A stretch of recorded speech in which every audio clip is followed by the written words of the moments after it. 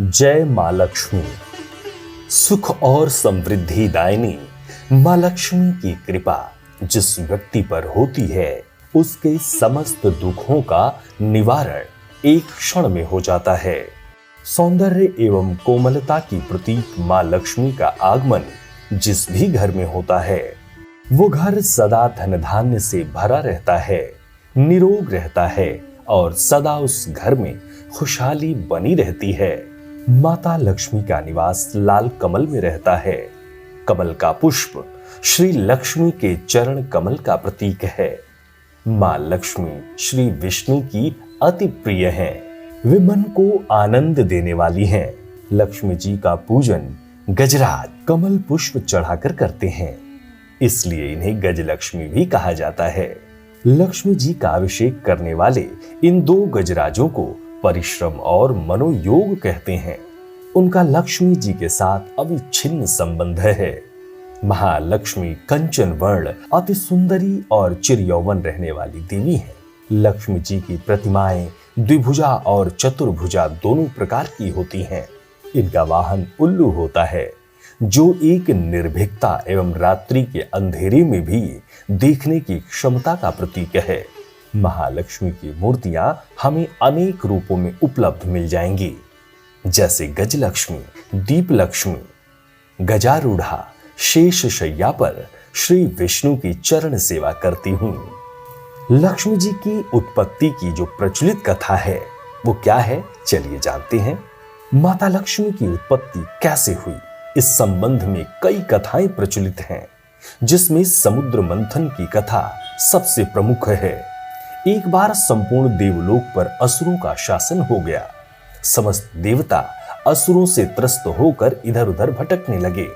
ब्रह्मा जी की सलाह से सभी देवता भगवान विष्णु की शरण में गए।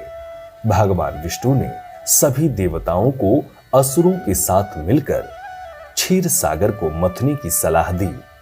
भगवान की आज्ञा पाकर देवगणों ने दैत्यों से संधि कर ली और अमृत प्राप्ति के लिए समुद्र मंथन का कार्य आरंभ किया। मंदराचल पर्वत की मथनी और वासुकी नाग की रस्सी बनी। भगवान विष्णु स्वयं कच्छप रूप धारण करके मंदराचल के आधार बने। इस प्रकार मंथन करने पर क्षीर सागर से क्रमशः कालकूट विष, उच्चश्रवा नामक अश्व, ऐरावत हाथी, कौस्तुभ मणि, कल्प वृक्ष अप्सराएं, लक्ष्मी, वारुणी, चंद्रमा, शंख, धनुष, धन्वंतरी और अमृत प्रकट हुए।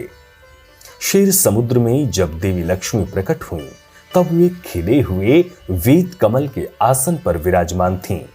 उनके श्री अंगों से दिव्य कांति निकल रही थी। उनके हाथ में एक कमल था। लक्ष्मी जी के दर्शन करके देवता और महर्षिगण प्रसन्न हो गए। उन्होंने वैदिक श्री सूक्त का पाठ करके लक्ष्मी देवी का स्तमन किया। सबके देखते देखते वे भगवान श्री हरि विष्णु के पास चली गईं। सदियों से हमारे देश में दिवाली के त्योहार को पूरे हर्षोल्लास के साथ मनाया जाता है।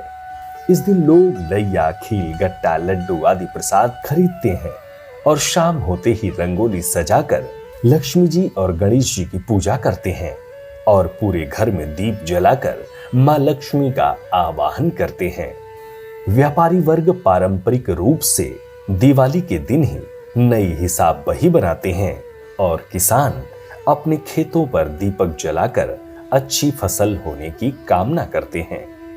इसके बाद खुशियों के पटाखों के बीच एक दूसरे से मिलने और उपहार और मिठाइयों की सौगात देने का सिलसिला चलता है। दिवाली के संबंध में एक प्रसिद्ध मान्यता अनुसार मूलतः ये यक्षों का उत्सव माना गया है। कहा जाता है कि दिवाली की रात्रि को यक्ष अपने राजा कुबेर के साथ रास विलास में बिताते और अपनी यक्षिणियों के साथ आमोद प्रमोद करते थे। दिवाली पर रंग बिरंगी आतिशबाजी, स्वादिष्ट पकवान और मनोरंजन के जो विविध कार्यक्रम होते हैं वे यक्षों की ही देन हैं। कई जगहों पर अभी भी दीपावली के दिन लक्ष्मी पूजा के साथ साथ कुबेर की भी पूजा की जाती है। वहीं गणेश जी की दिवाली पूजा में मंचासीन करने में भौम संप्रदाय का काफी योगदान है। रिद्धि सिद्धि के दाता के रूप में उन्होंने गणेश जी को प्रतिष्ठित किया। यदि तार्किक आधार पर देखें तो कुबेर जी मात्र धन के अधिपति हैं, जबकि गणेश जी संपूर्ण रिद्धि सिद्धि के दाता माने जाते हैं। इसी प्रकार लक्ष्मी जी मात्र धन की स्वामिनी नहीं, वरन ऐश्वर्य एवं सुख समृद्धि की भी स्वामिनी मानी जाती हैं। इसलिए कालांतर में लक्ष्मी गणेश का संबंध लक्ष्मी कुबेर की बजाय अधिक निकट प्रतीत होने लगा। दिवाली के साथ लक्ष्मी पूजन से जुड़ने का कारण लक्ष्मी और विष्णु जी का इसी दिन विवाह संपन्न होना भी माना गया है। इस दिन मां लक्ष्मी के साथ भगवान गणेश एवं मां सरस्वती की पूजा भी होती है। इसका कारण है कि बिना बुद्धि के धन व्यर्थ है, अतः धन संपत्ति की प्राप्ति के लिए गणेश जी की पूजा का विधान है। लक्ष्मी का स्थायित्व भी बुद्धि के द्वारा ही किया जा सकता है। तुलसीदास जी ने भी सहज ही कहा है, जहां सुमति तहां संपत्ति नाना, जहां कुमति तहां विपत्ति निदाना। जहां सत्व गुण होता है, सुमति होती है, वहां संपत्ति आती है, और जहां कुमति होती है वहां दुख होता है। गणेश सिद्धि विनायक देवता के रूप में प्रसिद्ध हैं। जीवन को मंगलमय, निर्विघ्न तथा शांति पूर्वक व्यतीत करने के लिए भी गणेश जी की आराधना परम आवश्यक है। तथा सरस्वती जी विद्या शांति का प्रतीक हैं।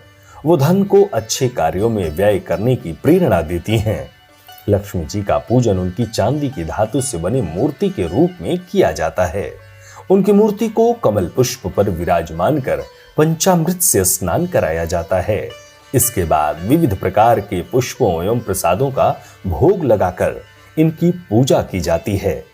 इनके पूजन में समस्त परिवार एक साथ बैठकर ओम नमः भाग्य लक्ष्मी विद्महे अष्टलक्ष्मी धीमहि तन्नो लक्ष्मी प्रचोदयात्